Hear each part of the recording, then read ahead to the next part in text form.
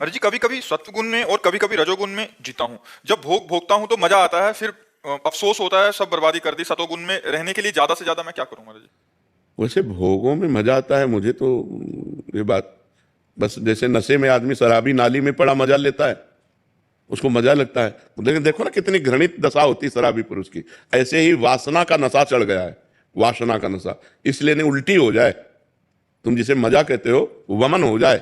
अपवित्र बुद्धि है, अपवित्र मन है, इसलिए ऐसा अनुभव हो रहा। ऐसा सबको अनुभव होता है, तुम्हें ही नहीं।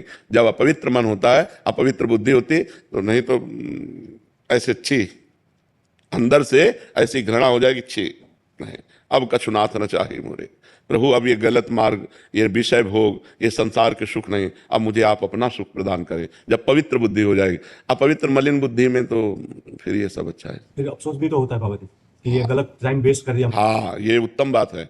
अभी पूरी पवित्र बुद्धि नहीं हुई है। जब पूरी पवित्र हो जाएगी तो पहले ही जो थोड़ा पवित्र होती है और ज्यादा अपवित्र होती है तो वो बाद में पश्चाताप करती है। भोग के समय तो सहयोग कर देगी और इसके बाद पश्चाताप करेगी, यार ऐसा क्यों किया।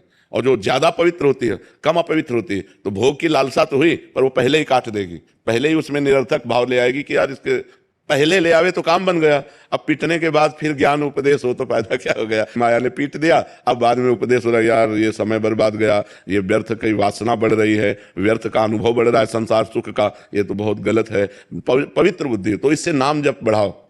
जितना नाम जब बढ़ाओगे उतनी बुद्धि पवित्र होती जाएगी। और पवित्र बुद्धि का लक्षण उसे रमा विलास राम अनुरागी तजत बमन जिम जन बड़भागी। वो बड़भागी भगवान के भक्तजन लक्ष्मी के वैभव विलास को वमन की तरह त्याग देते हैं। कितने दिन का है, कितने दिन का है। अभी शरीर छूट जाए तो क्या है आपके पास। जो भजन किया, जो भगवान का चिंतन किया, जो अच्छे कर्म किए, जो बुरे कर्म किए, वही वो है आपके पास। तो अच्छे कर्म करो, नाम जप करो और भोगों को धर्म के लिए भोगो।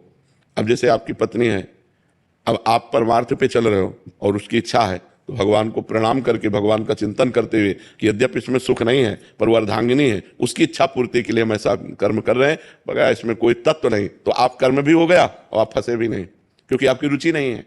ऐसे भोगों को धर्मयुक्त भोगने से भगवान की तरफ हम बढ़ सकते हैं। नहीं तो प्रायः पूरा संसार, कोई बिरला ही एक दो ऐसा होगा जो इन भोगों में अरुचि करके निकल पावे।